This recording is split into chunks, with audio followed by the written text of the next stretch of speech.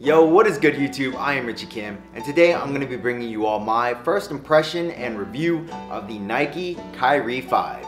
Before we get started, if you all enjoy sneaker content just like this, do me a favor, hit that subscribe button down below. But anyways, let's get right into it. As always, starting off with the traction, the Kyrie 5 features a multi-directional traction pattern, not herringbone. It's very, design inspired by Kyrie's Eye of Ra tattoo. So these segments, these color segments on the bottom are in the shape of an eye, and scattered around the whole traction pattern is this multi-directional traction. And assuming like the traction is going to be anything like the previous Kyrie models, I'm assuming that traction on the Kyrie 5 is going to be beastly. Traction is always one of the things on Kyrie models that you can always expect to be really good because, Kyrie is a super shifty player and he needs to be able to stop on a dime whenever he needs to. So I'm assuming that traction is going to be really nice on the shoe. One thing I can tell straight up that's different from the Kyrie 5 and the Kyrie 4 is the rubber. The rubber on the Kyrie 5 seems to be a lot harder than it was on the Kyrie 4. The Kyrie 4 was like really soft, but on the Kyrie 5, the rubber actually is pretty hard. So I feel like there is going to be a little bit of break-in time before you probably get really nice traction out of the shoe. Another thing is that the outsole is actually flat along the middle of the shoe, whereas you do have your rounded outsole on like the outsides on the medial and lateral side.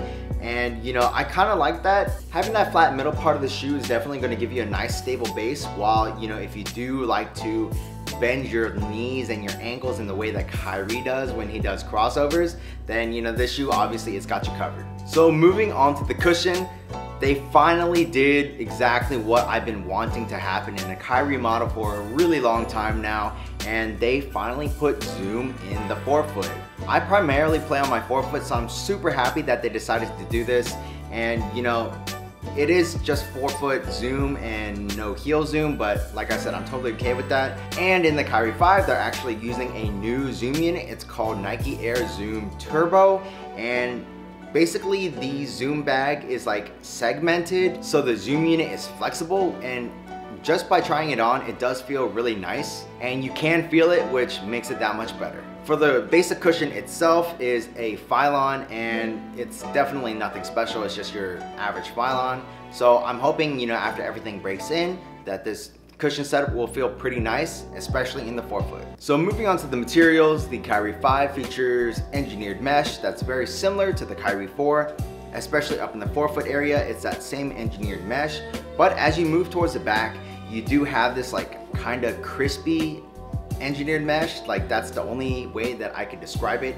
It's definitely more stiff, and you can definitely tell that there is like, it's just more rigid in the back compared to the forefoot area. And I understand why they did it, because obviously you do need some of that stability in the back, because just regular engineered mesh like they use up on the forefoot is not going to give you the best containment around your ankles. Also on the toe, you do have this hidden fuse for when you do toe drags for that extra durability. The materials are exactly what you would expect on a Kyrie model. It's definitely not the most premium, but it's nice enough and it gets the job done. So I'm assuming that the materials are going to be really nice, and after they break in, I'm sure they'll feel even better. So moving on to the fit, I do think that the Kyrie 5 runs true to size, and if you all have ever worn a pair of Kyries, then I would recommend you get that exact same size. So more recently, whatever you wore in the Kyrie 4, I would say get the same size in the Kyrie 5.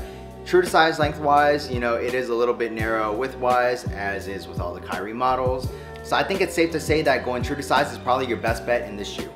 Moving on to the support, I think the support features in Kyrie models are always really nice as well, and I feel like it's going to be the exact same in the Kyrie 5. This does have a pretty large heel counter, and combine that with the materials, I don't think you're going to have any ankle support issues whatsoever. No heel slippage, no nothing of that. And also in the forefoot area, just because of the materials that they use, I don't think there's going to be any lateral containment issues as well. And on crossovers, I don't think you're going to have any lateral instability, because on this model, the outsole does protrude out quite a bit, so it kind of acts like an outrigger. I've never had support issues in any of the Kyrie models that I played in, so probably the support in the Kyrie 5 is going to be beastly too. That's pretty much it for my first impression and review of the Kyrie 5. My performance review will be coming out in the next couple of weeks, so make sure you all stay tuned for that. If you haven't already, please hit that bell button and that subscribe button down below so you guys, get notified when I do upload new videos. My schedule has been very different lately, so